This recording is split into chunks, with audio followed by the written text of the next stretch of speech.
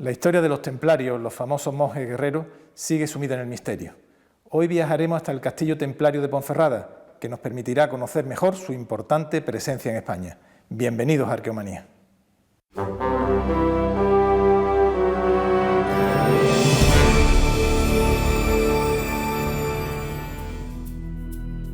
La España medieval es un puzzle de credos, señores feudales, orientalismos y reinos emergentes. El mapa de la península fluctúa a golpe de espada y tratado. El mundo cristiano mira al musulmán como referente cultural y como enemigo que a veces no lo es tanto. El pueblo judío sobrevive entre líneas con brillantes aportaciones y leyendas sombrías que propalan los inquisidores. Había más judíos en España que en Palestina. Gran parte de la península se convierte en territorio de frontera. Abunda la tierra de nadie, el espacio del peligro. Gentes que vienen y van, que comercian y cultivan en una línea roja de fuego. Hay caminos peligrosos para peregrinos que con fervor se dirigen a Compostela. En esta amalgama llega la época de las cruzadas. Jerusalén, Tierra Santa, la voluntad de Dios contra un Alá grande. En España, que todavía no lo es, sucede algo parecido. El musulmán y el cristiano se disputan los territorios. Cada uno tiene sus razones, sus linajes y sus poderes. Todos se consideran legítimos propietarios de este jardín de las Hespérides. El medievo es también caldo de cultivo de heterodoxias y de intercambios culturales. Los andalusíes son el faro de la cultura. Desde Europa entera se les contempla con admiración. Se traducen sus obras en las escuelas de traductores. Los monasterios se convierten en talleres de iluminación.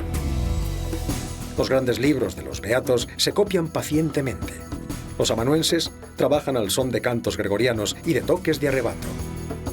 Se están construyendo las lenguas de hoy y salvando las del ayer. En esta aceleración histórica, en este tiempo de incógnitas, en esta orilla de todas las antigüedades, en esta era de profundos cambios, nace la Orden del Temple. Porque la Orden del Temple, más allá de los esoterismos, tuvo una existencia cierta. Pero, ¿dejaron los templarios vestigios materiales en España? ¿Puede la arqueología decirnos algo de ellos? Muy cerca del Monte de las Ánimas, escenario de la leyenda de Bécquer, en la que los esqueletos de los templarios se levantan para batallar todas las noches del Día de los Difuntos, en la conocida como Curva de la Ballesta, se erige sobre un viejo eremitorio la iglesia de San Saturio. El enclave, a orillas de un Duero que siempre será ya machadiano, es un prólogo templario de Soria. Soria es el secreto mejor guardado de España, tierra a la que se retorna. Pero hay otro río en Soria que nos conduce a la realidad del Temple, el río Lobos. Próximo al burgo de Osma, en medio de una naturaleza sublime, el cañón del río Lobos cobija una vieja encomienda templaria. El entorno es sobrecogedor, solitario e inquietante. Confluyen los altos riscos, el río apacible y una cueva poblada y pintada desde la noche de los tiempos, lugar de retiro de anacoretas. Aquí se establecieron los caballeros del Temple de Jerusalén, los templarios. Estos monjes, guerreros, encontraron las condiciones idóneas para realizar su misión en este emplazamiento.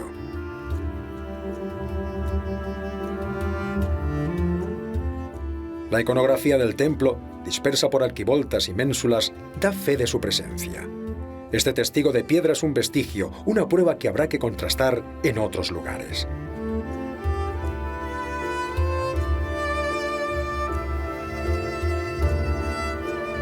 El Camino de Santiago es una buena pista para seguir a los templarios. Hay una ciudad, Ponferrada, que todavía sigue siendo parada y fonda de los peregrinos. Jalón en esta odisea milenaria que lleva al Finisterre. Y a la ruta del Grial, la proximidad del Monte Cebreiro lo certifica.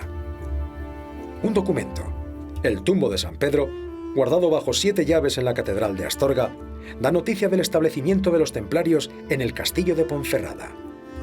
En el caso de Ponferrada, el libro tumbo del monasterio de San Pedro de Montes, uno de los grandes monasterios bercianos y que actualmente se custodia en el archivo de la Catedral de Astorga, aporta algunas noticias fundamentales para entender la presencia de esa encomienda en Ponferrada. De esa forma sabemos que con certeza, desde 1178, hay una encomienda en Ponferrada, siendo el gran maestre, el maestre de esa encomienda, Guido de Garda.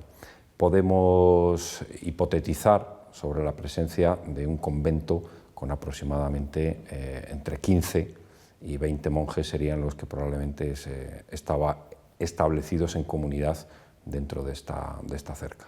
A Ponferrada, durante más de 125 años, van a llegar los monjes templarios con esa misión de proteger a los miles de peregrinos que pasan a las puertas de esta fortaleza, pero también de alguna forma por la conveniencia política de algunos monarcas que van a de alguna forma establecer la encomienda con objeto de pacificar un territorio de alto valor estratégico, como históricamente ha sido el Bierzo, en continua tensión por la codicia de los nobles gallegos, de los nobles leoneses y de los castellanos. Pero, ¿qué nos dice la arqueología? El castillo sigue siendo evidentemente una estructura templaria, pero parte de una fortificación prehistórica, que había un castro prehistórico que es abandonado y después es reocupado en la época de Fernando II de León con una muralla más o menos ovoide, que es la que reciben los templarios en donación y los templarios lo que hacen es reforzar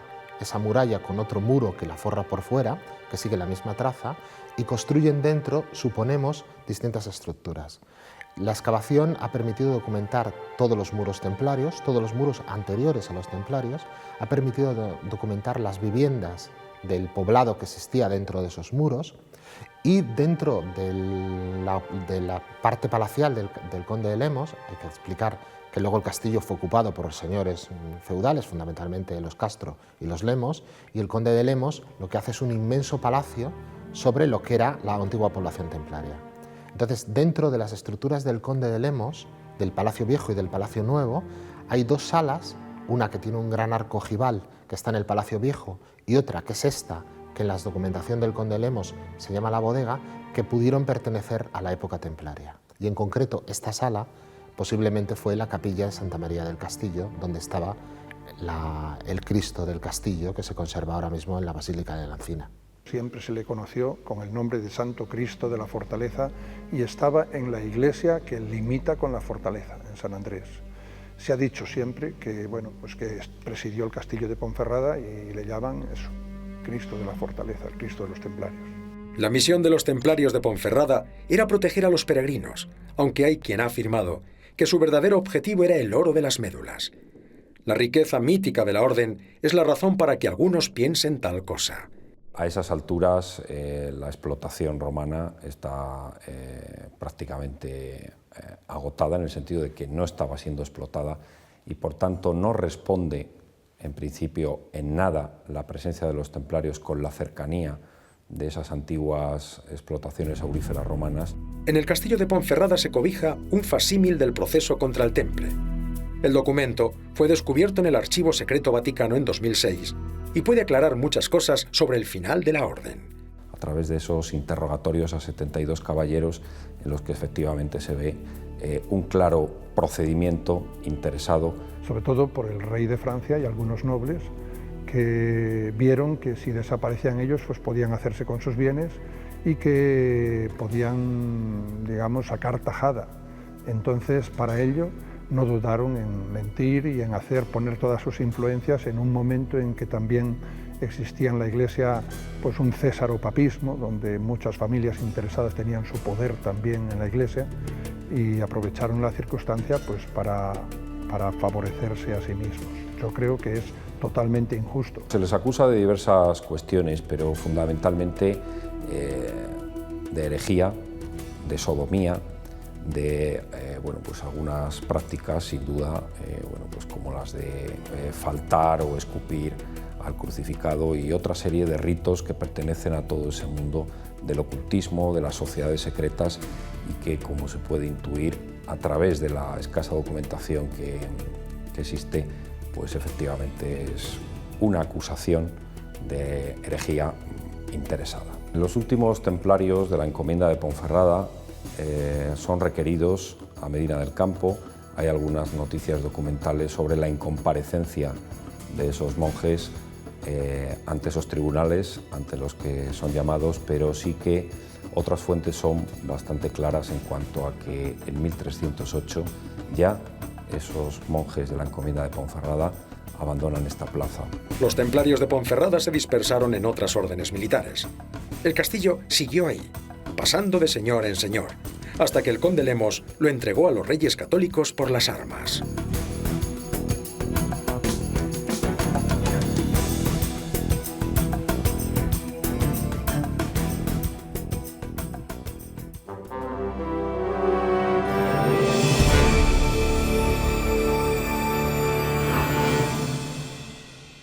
Porque siempre me gustó.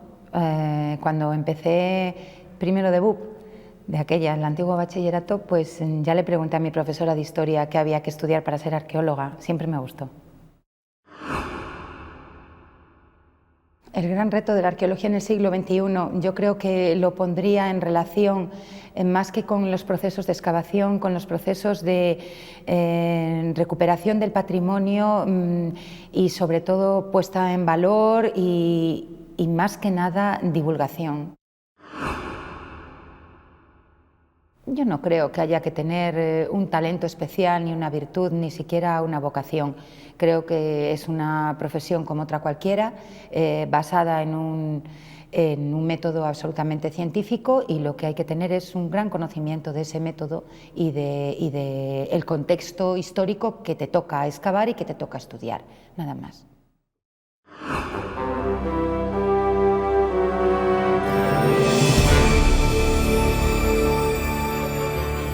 Hace más de 6.000 años nuestros antepasados decidieron retar a la naturaleza con unas formidables construcciones de piedra que aún causan asombro en nuestros días.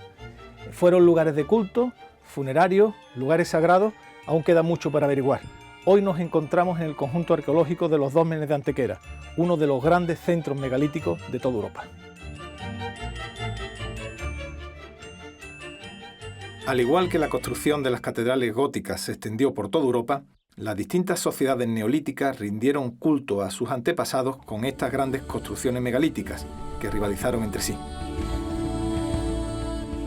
Las sociedades de finales del Neolítico y de principios del Cobre fueron más ricas y complejas que sus predecesoras y pudieron dedicar esfuerzos colectivos a estas grandes construcciones sagradas.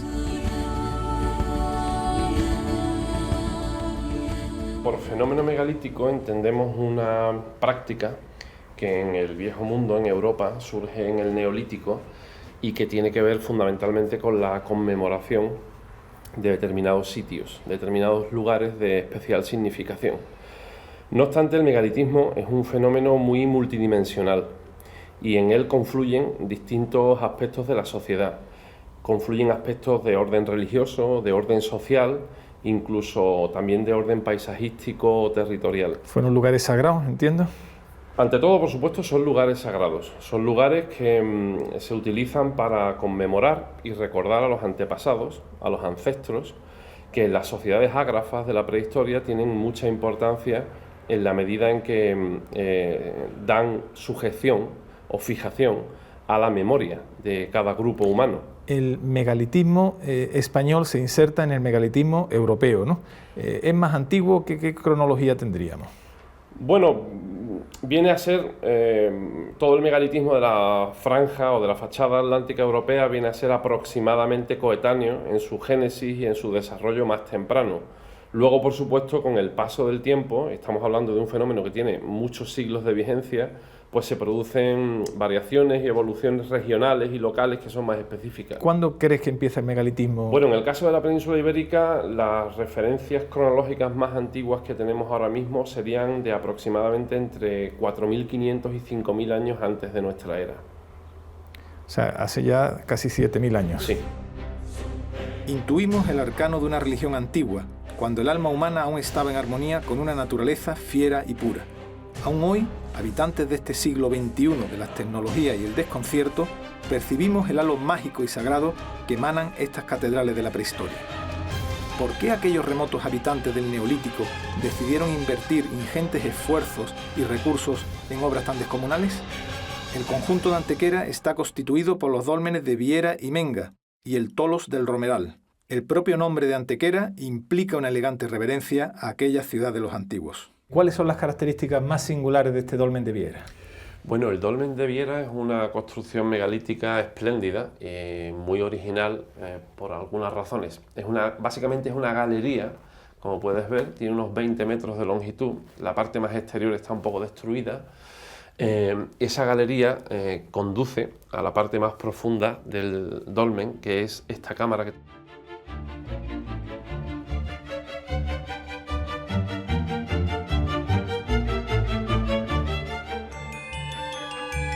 Aunque es conocido como el dolmen de Romeral, está mucho mejor dicho el tolos del Romeral. ¿Cuáles son las principales diferencias entre estas dos figuras de megalitos? Bueno, en efecto, la denominación, digamos, más popular es la de dolmen, pero es más correcto, más técnico, la denominación de tolos, que es un término que designa una construcción megalítica de corredor y cámara de planta circular, con una bóveda hecha con aproximación de hiladas, que digamos desde un punto de vista técnico es un pequeño gran avance arquitectónico que se produce en la prehistoria hacia la cúpula. Que el dolmen es más antiguo que el tolos. Correcto, la arquitectura dolménica precede en el tiempo a la de los toloi, porque la arquitectura dolménica se basa en dinteles. Menga resulta ante todo una construcción de una escala prácticamente desconocida. El tamaño de los bloques de piedra, la cantidad de ellos y la disposición que se hizo arquitectónica con los pilares, que son también un elemento constructivo muy original. Tengamos presente, por ejemplo, que la losa de cobertura del fondo de la cámara que tenemos aquí encima se ha estimado pesa unas 160 toneladas, solo una piedra. Todo el conjunto de los ortostatos y de las losas de cubrición del dolmen vienen a pesar aproximadamente entre 800 y 900 toneladas. Resulta difícil, ¿no? Increíble pensar el esfuerzo de trasladar estas piedras desde la cantera hasta el dolmen. Pues sí, es un esfuerzo notable, sobre todo teniendo en cuenta que en el periodo neolítico la tecnología que existe tanto para el trabajo de cantería de la piedra como para el transporte pues es bastante rudimentaria. La fama de la cueva de la Menga se extendió por el mundo entero. El romanticismo del XIX mitificó la figura del druida y los dólmenes, catedrales prehistóricas, atrajeron la imaginación de poetas y literatos. Menga es considerada como el más hermoso y perfecto de los dólmenes conocidos. Más de la mitad de los libros publicados sobre megalitismo en la Europa del siglo XIX versan sobre los dólmenes de Antequera, lo que atrajo a visitantes como Lady Louisa Tennyson, que nos dejó la primera referencia al profundo y misterioso pozo que horada la cámara del dolmen de Menga. Y en el relato que ella hace de su viaje, pues deja constancia de que aquí en Menga había presenciado un pozo de gran profundidad que estaba todavía abierto.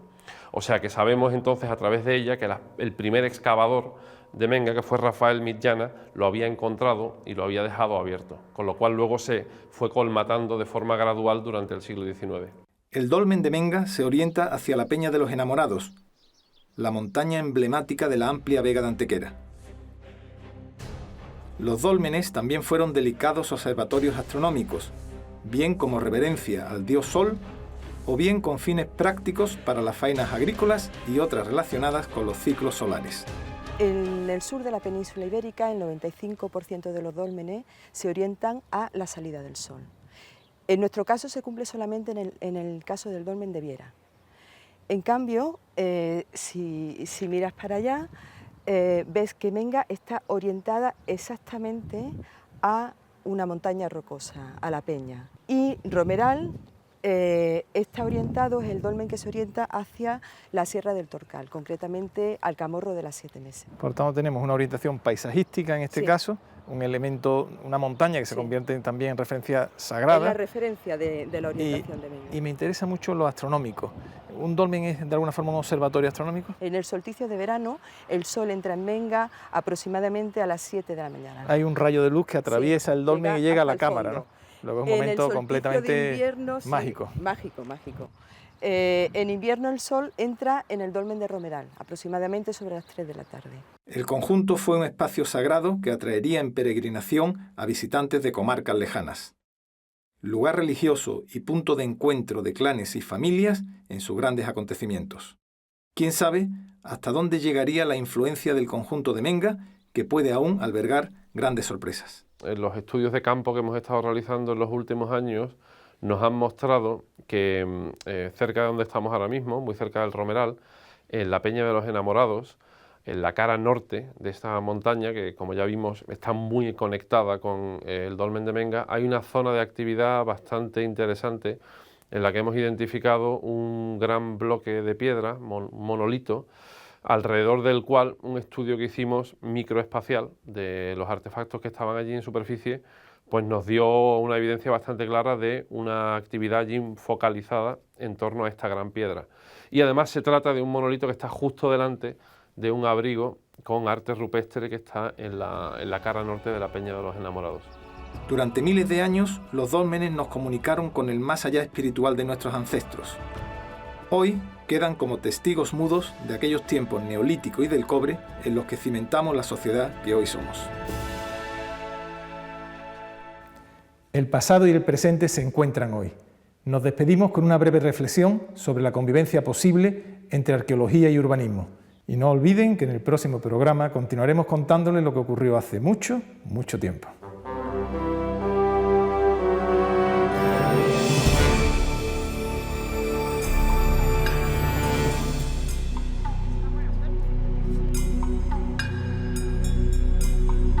España es un país rico en restos arqueológicos.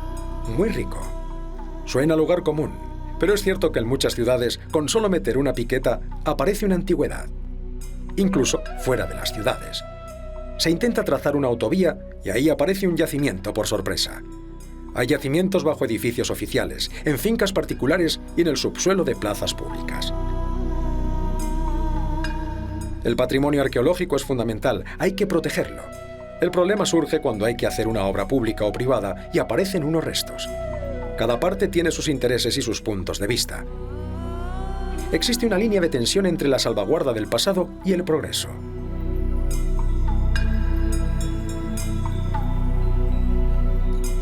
La misma catalogación y valoración de esos restos puede llevarse un tiempo considerable, lo que repercute en la viabilidad de las obras.